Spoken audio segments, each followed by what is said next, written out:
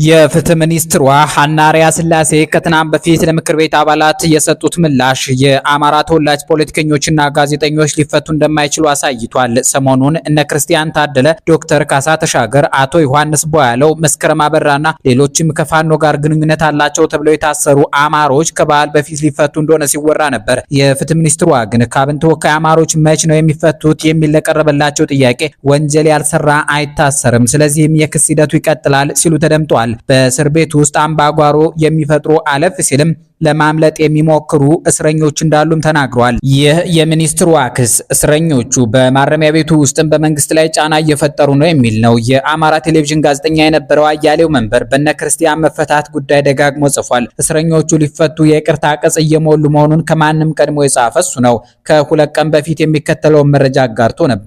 ባለፈው የእስረኞችን በይቅርታ መፈታት ጉዳይ ከጻፍኩ በኋላ በርካታ ሰዎችና ሚዲያዎች እየተቀባበሉት ነው። ግልጽ ለማድረግ ያክል በይቅርታ እንዲፈቱ የታሰቡት በዋናነት እነ ክርስቲያን ታደለ፣ ዮሐንስ ቦያለው ናቸው። ይህ ውሳኔ ለብዙዎች አልተነገረም ወይም በግልጽ ኮሚኒኬት አልተደረገም። በተለይ ለጠበቆቻቸው ባለመነገሩ መሰለኝ ውዥንብር ፈጥሯል። እርግጥ ቢሰሙም የሚዲያ ጫናውን ስለሚፈሩ እውነቱን አይናገሩም። የይቅርታ ፍቺው ጉዳይ ከማስረሻ ሰጤ ወደ መንግስት መግባት ጋር ምንም አይነት ግንኙነት የለውም። እርግጥ የናረጋ ቲም ሁሉንም ነገር በዚያ ለማያያዝና ፖለቲካ ለመስራት ይፈልጋል። በይቅርታ መፈታትንና ፓርላማውን ይቅርታ ማለትን በተመለከተ ክርስቲያን ጉዳዩን በደስታ ተቀብሎ የራሱን ፍላጎት ነው ተብሏል እንቅስቃሴ ጀምሮ ነበር። ሆኖም አብረውት የታሰሩት እስረኞች ግን በአንድ በኩል በግልጽ ስላልተነገራቸው እርሱን እንደ ከሃዲ የመቁጠር ነገር ተከስቷል። በሌላ በኩል እኛ ይቅርታ እንልም በሚል አጣብቂኝ ውስጥ አስገብተውታል። እስከ አካላዊ ድብደባ የሚደርስ ጸብ መግባታቸውን አንድ ሰው አጫውቶኛል። ሰዎች በራሳቸው ፍላጎት ውሳኔ እንዳይወስኑ የሚያደርግ በስሜት የሚጋልብ በጥላቻ የታወረ መንጋ በመገንባት በኩል ክርስቲያን የአንበሳውን ድርሻ ይዛል። ዛሬ ራሱም የሚፈልገውን ወይም የሚያምንበትን ውሳኔ እንዳይወስን አድርጎታል። ክርስቲያን ከተፈታ በኋላ ይህን መንጋ በማስተካከል ይሳተፋል ብዬ አስባለሁ።